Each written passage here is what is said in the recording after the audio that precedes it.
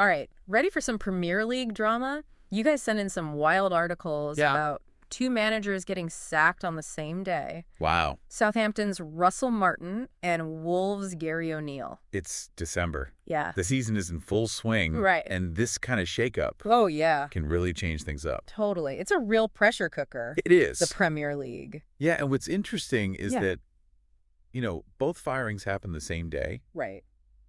But the circumstances for each are very different. Yeah. One seems like a direct result of just a disastrous result. Oh, yeah. The other is like a longer-term kind of decline. Okay, so let's start with Southampton. Yeah. They're staring up at the rest of the Premier League from the bottom of the table. Bottom of the barrel. They just got hammered 5-0 at home by Tottenham. Oh, that's got to hurt. I mean, that's gotta hurt. Yeah. Losing that badly on your home turf is a tough pill to swallow. Right. For any team, Yeah. let alone one that's already struggling, Right. you got to wonder if that result was just the final nail in the coffin. Yeah. Or if they were already thinking about making a change.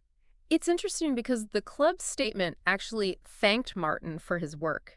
They specifically called out the playoff win last season that got them into the Premier League. Right. So it's almost like they're acknowledging that huge jump in competition. Yeah, it's a classic case of a team that overachieved to get promoted, and then they get to the big leagues. Right. And they're just not equipped to handle the pressure. So where do they go from here? That's the million-dollar question. Right. Simon Rusk is stepping in temporarily. The under-21 manager. Yeah, and that always leads to speculation. Oh, yeah. Do they go for a big name with Premier League experience? Yeah. Or do they try to promote from within? Especially with all the Christmas fixtures coming up. Oh, tell me about it. Fulham, West Ham, Crystal Palace. Not easy. Yeah. Not easy wins at all. And they're all crucial in Yeah. a relegation battle. Oh, for sure. Those matches could make or break their season. Yeah. They need to find a way to stop the bleeding. Did you? And fast. Yeah. Let's talk about Wolves, though. Okay. Their situation feels less about one bad game Okay. and more about this worrying trend. Yeah. They lost to Ipswich, their fourth defeat in a row. That's rough. And maybe even more concerning Yeah. is the fact that they've let in 40 goals already this season. 40. Yeah. That has to be one of their worst defensive records. It really raises some serious questions Yeah. about their defense, Yeah. the structure, the person. But we got to acknowledge that they had a brutal start to the season, Yeah, they did. facing some top teams right out of the gate. He really did. Could that have affected their confidence? Yeah. Set them on this downward spiral. It's a good point. Those early A bit matches tough, can really test a team, especially defensively. especially defensively. But at some point, you have to wonder if the the manager needs to be held accountable, Right. regardless of the opponent. Yeah, it's a delicate balance. It is. When does a tough schedule become a valid excuse? Right. And when is it just a sign of deeper issues Yeah. in the squad? Yeah. And with Wolves, Yeah. it seems like those early losses exposed some vulnerabilities Yeah. they just haven't been able to address. Right. Okay. So we've got these two teams, Yeah. both in trouble. Yeah. Both trying to figure out their Right. next move. Mm-hmm. Let's dive a bit deeper into the specifics, Right. starting with Southampton. All right. What jumps out at you from their recent form? Well, their only win Yeah. since coming back to their Premier League Uh-huh. was against Everton back in November. Okay. And that's just not going to cut it Not enough. if they want to stay up. Right. And when you look at their goal difference, Yeah. it's a glaring minus 25. Yeah. Worst in the league. So they're not just losing No, or not getting at all. hammered. They're getting absolutely hammered in these matches. Yeah. And I'm sure that 5-0 loss to Tottenham Oh, yeah. right before Martin's dismissal Yeah. really set off those alarm bells. Oh, yeah, for sure. But to be fair to Martin, Yeah. he did lose some key players He did. over the summer. I'm thinking of their captain, Oh, yeah. James Ward-Prowse, Huge loss. who moved over to West Ham. Losing a player like that, Yeah. your captain, Yeah. it creates a leadership void Oh, totally. that's really hard to fill. Yeah, and especially for a newly promoted side Exactly. trying to find their feet. Trying to find their footing in a much tougher league. Okay, so they're up against it. They are. Let's shift focus over to Wolves now. Okay. What are some of the underlying factors Okay. behind their struggles this year? Well, let's start with that alarming number of goals conceded. Yeah, 40. 40. It suggests some pretty fundamental problems in that defense. Remember they finished a respectable 14th last season. Yeah. So this isn't a club that's used to fighting relegation. So the talent must be there. Right. What's gone wrong? What's gone wrong this year? One theory is that the loss of Matthias Nunes, okay, their star midfielder who went to Liverpool in the summer, oh, yeah, really disrupted their balance. Yeah.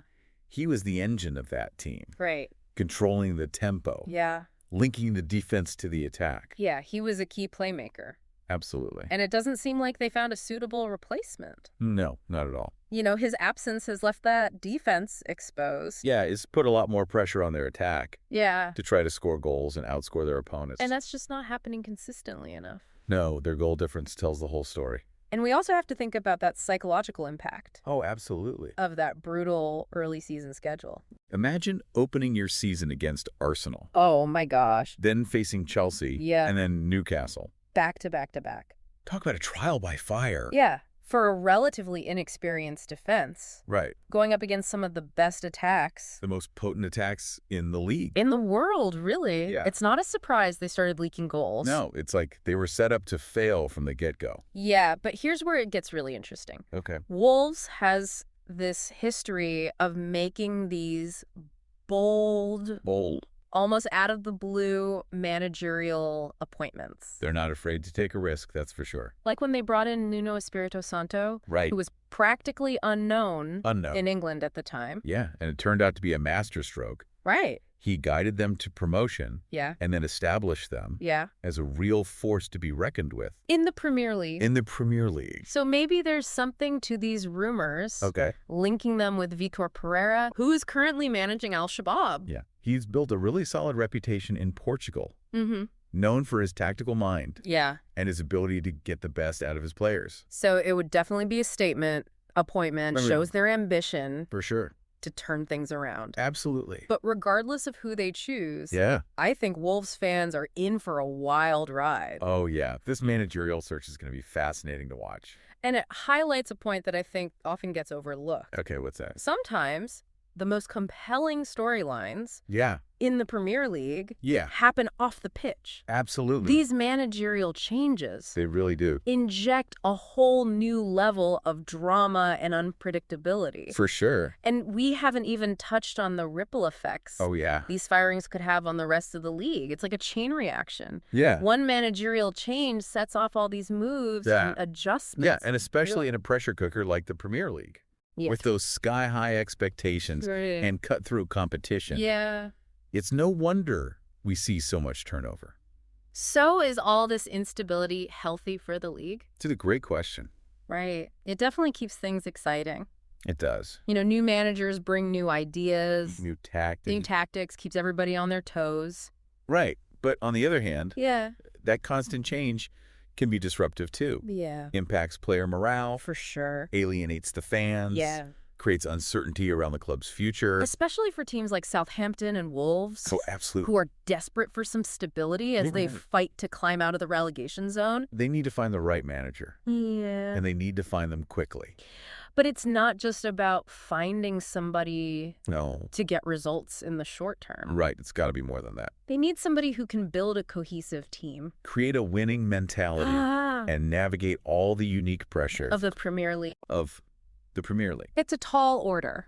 It is. They need someone who can hit the ground running. And make an immediate impact. Exactly. So as we're watching all these managerial sagas unfold, it makes you wonder if this constant chase for short-term success is actually undermining the long-term health of the Premier League. It's a good question. Is there a better way? It's something to think about. For sure. As we head into the second half of the season. Absolutely. And here's something else to consider. Okay. With all this instability, yeah, could the teams that stick with their managers, even through the tough times, actually have an advantage in the long run? That's an interesting thought. It's a different approach. Yeah, maybe continuity and stability are the secret weapons. Could be. In this crazy Premier League world. We saw how important that was for Liverpool under Jurgen Klopp.